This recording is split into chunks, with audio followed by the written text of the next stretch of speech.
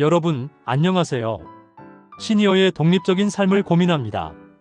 오늘 주제는 바로 복지 정책입니다. 솔직히 말씀드리면 복지 정책, 듣기만 해도 머리가 지끈거리고 복잡해서 포기하기 쉽죠.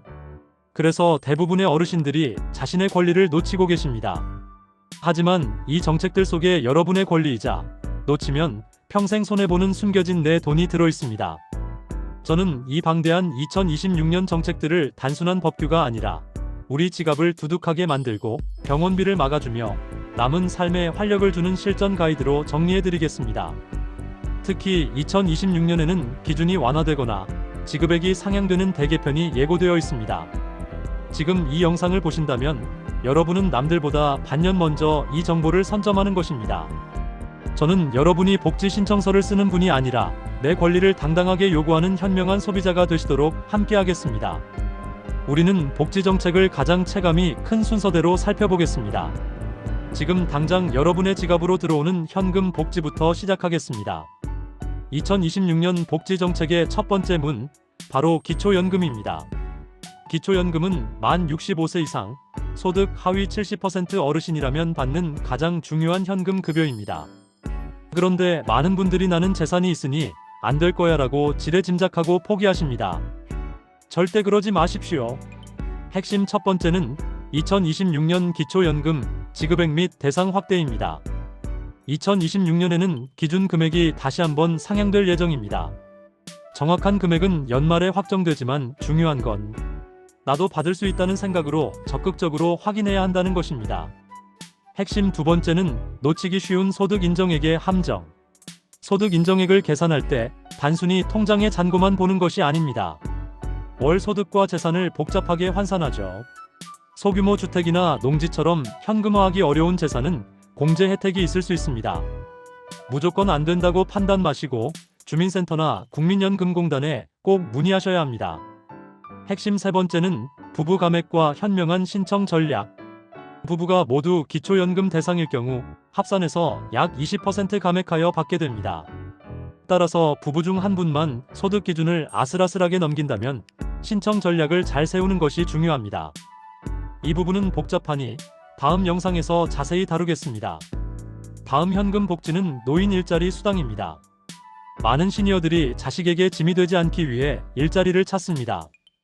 2026년에는 이 일자리 사업이 양과 질 모두에서 확대됩니다.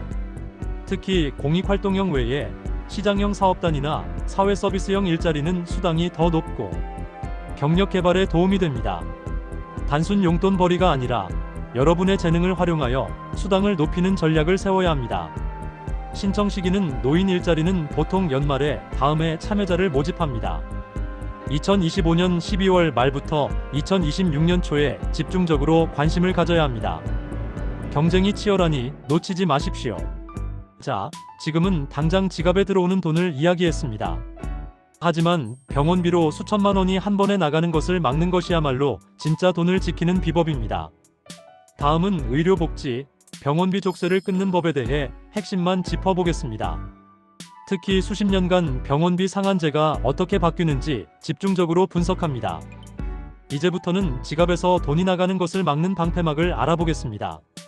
노후의 가장 큰 불안정 요인은 바로 예상치 못한 병원비입니다.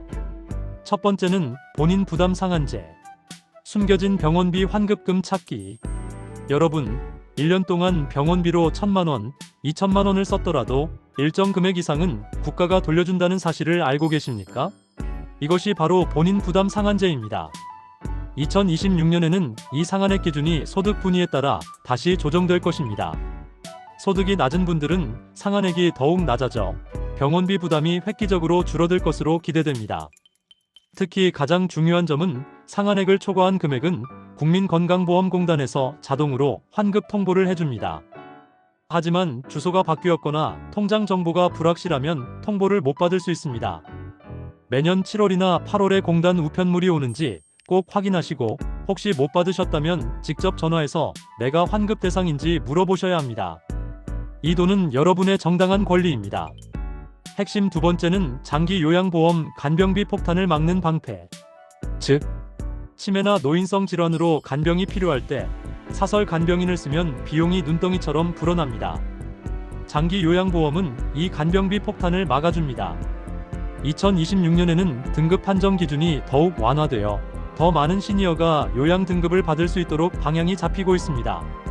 신체적 어려움뿐 아니라 치매나 인지 능력 저하도 중요한 판정 요소가 됩니다. 재가나 시설 급여 요양 등급을 받으면 무조건 요양원에 가야 한다고 생각하시나요? 아닙니다. 재가 급여를 선택하시면 집으로 요양보호사가 방문하거나 주야간 보호센터를 이용하면서 집에서 계속 생활할 수 있습니다. 독립적인 노후를 원한다면 재가 급여를 우선 고려하고 필요한 서비스 시간과 비용 지원을 꼼꼼히 체크하세요. 이제 돈과 건강이라는 두 축을 잡았으니 우리 삶의 활력과 안정을 주는 생활복지로 넘어가겠습니다. 생활복지 핵심 첫 번째는 고령자 계속 고용장려금. 회사에 먼저 정책을 제안하라. 은퇴 후에도 경제활동을 원하는 시니어가 늘고 있습니다. 2026년에는 정부가 기업에게 고령자 계속 고용장려금을 더 확대 지급할 예정입니다. 이것은 기업을 위한 정책이지만 여러분의 재취업 기회를 만드는 무기가 될 수 있습니다. 여러분이 면접을 보거나 재계약을 논의할 때 저를 고용하면 회사도 정부 지원금을 받습니다. 라고 당당하게 어필해 보십시오. 여러분의 가치를 높이는 전략입니다. 핵심 두 번째는 주거급여. 월세를 보조받고 집수리 지원까지. 주거급여는 단순 현금 지원이 아닙니다. 월세나 전세를 사는 분들께 임차료를 지원하고 작가에 사시는 분들께는 집수리까지 지원해주는 아주 실용적인 정책입니다. 2026년에는 이 주거급여의 소득 인정 기준이 완화되거나 지원 금액이 상향될 가능성이 높습니다.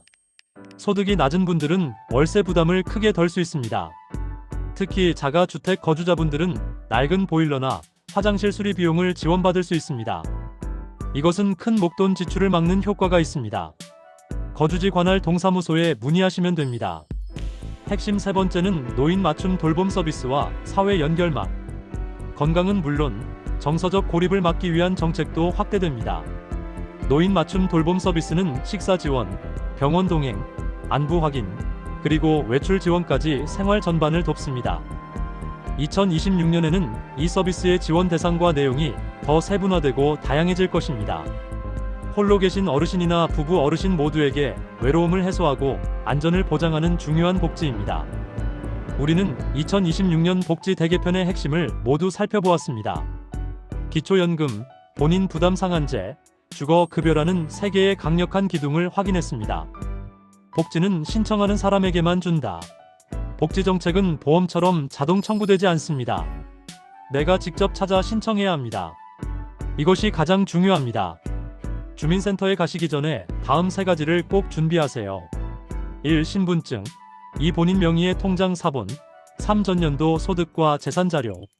정책은 복잡합니다. 하지만 모르면 포기하고 알면 수백만 원을 지킬 수 있습니다. 지금 바로 가까운 주민센터나 복지 콜센터에 문의하십시오. 여러분의 당당하고 독립적인 노후는 이 정보를 적극적으로 활용할 때 비로소 완성됩니다. 이 정보가 여러분의 지갑과 건강을 지키는데 도움이 되었기를 바랍니다. 오늘 내용이 유익하셨다면 구독과 좋아요로 응원해 주십시오. 여러분의 품위 있는 노후를 응원합니다. 고맙습니다.